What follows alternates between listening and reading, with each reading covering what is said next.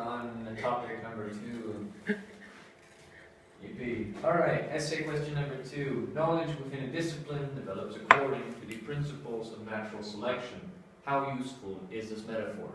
So, before I can really begin getting into this, I need to break down and define 2 key terms here, discipline and natural selection. Firstly, discipline, as according to the dictionary, is a system of rules and regulations. Now, knowing this, I can sort of assume that a system is sort of like, I suppose, an artificial environment, wherein maybe a biological environment would have like an ecosystem, etc. An artificial environment, maybe for ideas, would have sort of something to stratify and control really the ideas within the system. So, knowing this, what way do we know better than the ways of knowing as a method of categorizing and stratifying knowledge and information? So, I asked myself, can the ways of knowing be considered a system? Next, I need to define natural selection. Now, this was a bit more difficult, as typically natural definitions for natural selection sort of lean towards the biological.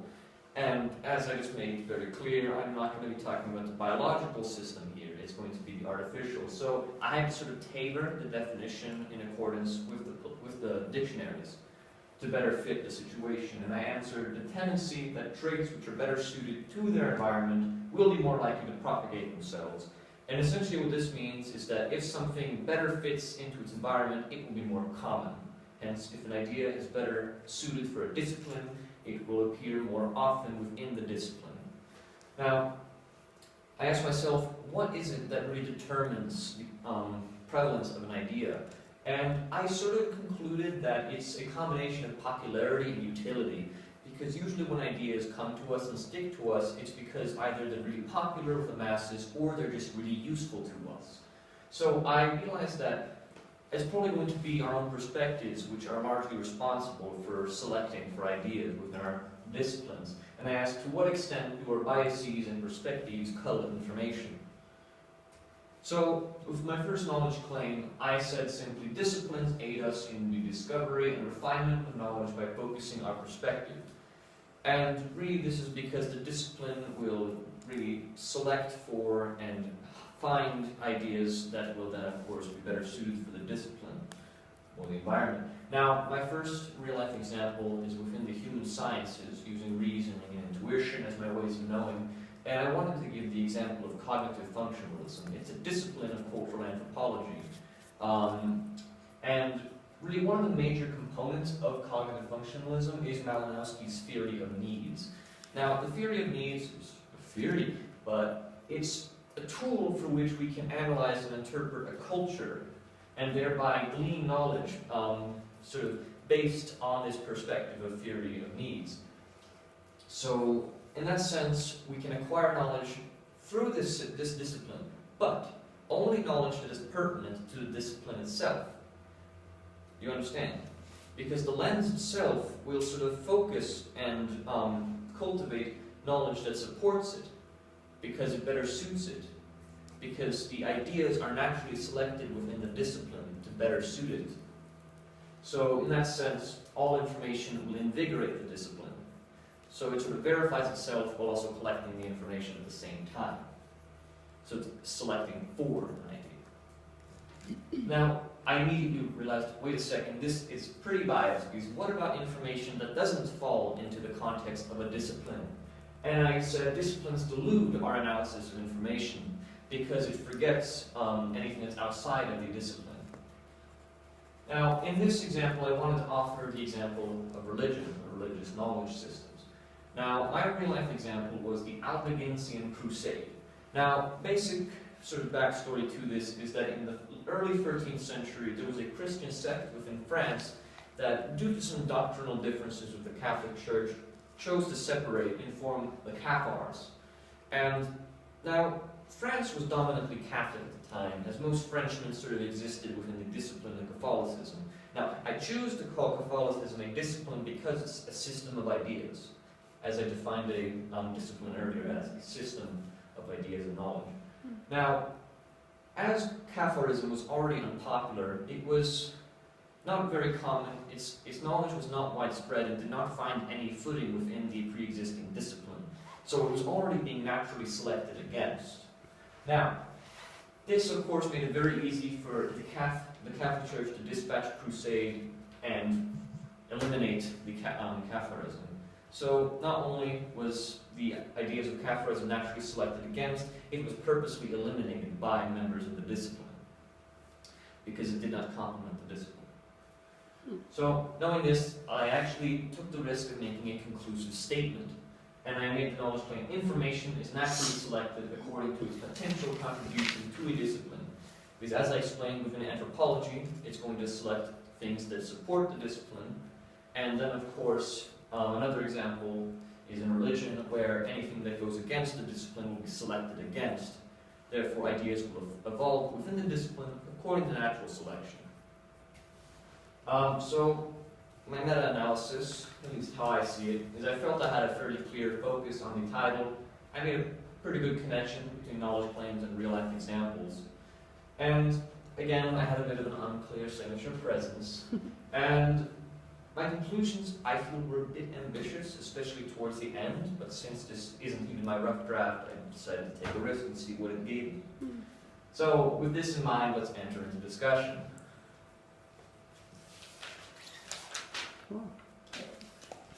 Well, last Wednesday I watched the same presentation, but it took a completely different route.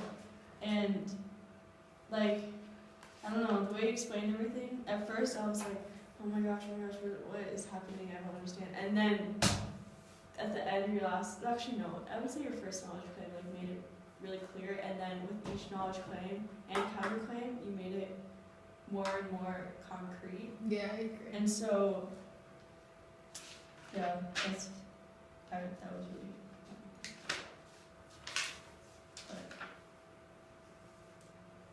It's way more of a theoretical approach than the other Yeah. one. The other one It was like scientific, objective, like system, boom, boom, boom. was like an analysis or like an informational presentation on natural selection, which was fascinating. Mm-hmm. And I think the missing part was Analyzing? like how, like applying it to how knowledge mirrors the process. Yeah. And so you dove into that right away. So you didn't necessarily describe, like you said from the first point, making it explicit. You weren't going to speak to it in a scientific process. Instead, you inserted how information and knowledge is a system in and of itself. Yeah, fascinating. And I mean, I could easily expand this to pretty much any area of knowing, because there exists countless disciplines. I mean, a discipline is just a way of approaching an idea. It's just a system of ideas. So I could also discuss how in art, how members of the cubist discipline might consider different perspectives on art itself. They might argue that cubism is the purest expression of art, and they're going to argue against it, of course, because then, of course, their ideas regarding art are going to be sort of cultivated via their discipline of cubism. A very rudimentary example, but it has potential. Mm-hmm.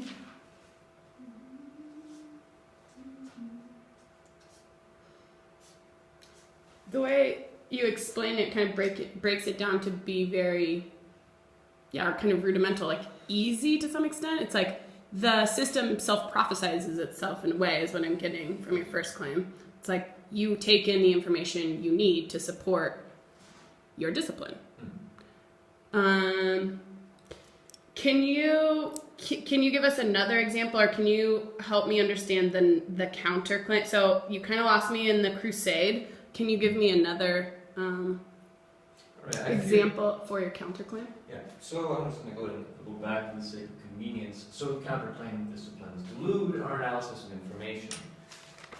Now, the example of the Albigensian crusade was just simply to give a very real-life example of where an idea was naturally selected against. That was the point I was trying to get across. Now, perhaps a better example of how disciplines would delude our sort of is that or maybe a personal example or something. How? Well, let's say for to give another anthropology example, because I had to discuss the cultural versus social functionalist sort of dichotomy, I guess, like how they're kind of against each other, is that while I may be, say, somebody who advocates for cultural functionalism, I disregard certain components that, like for example, we were studying Victor Turner. Now he is very obviously an anti-functionalist because he argues that first of all, culture does not serve a purpose. Well, a functionalist would say, wait a second, culture does serve a purpose. But because I'm a cultural functionalist and I believe in functionalism, that's going to cause me to disregard anything that says that culture does not serve a purpose, even though, like, it's a bit difficult to sort of articulate this on the spot.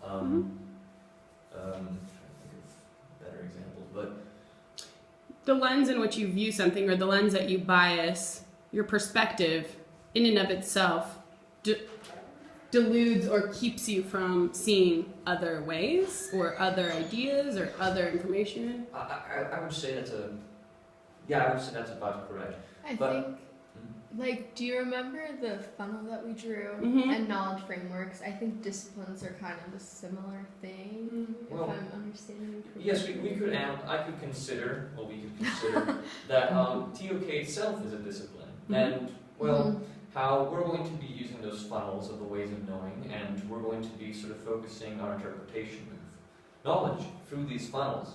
And, of course, we're going to find, for example, when we're discussing reason within the context of mathematics, is I'm going to find more things to support my reasoning in mathematics. Like when last time when I gave the example of those formulas, is yes, those formulas, they are verified, they are developed all within mathematics and using reasoning.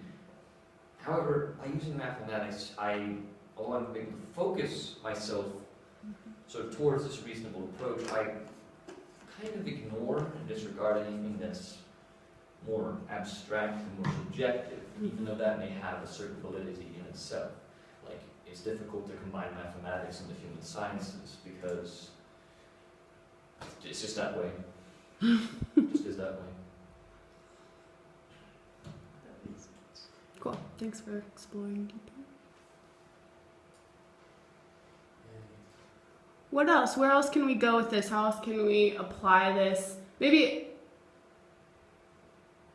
an area I'm interested in is with these questions, how are you finding similarities between them? How might you bring in other questions? I just think that every one of these questions has a tie into the other question, like this set especially.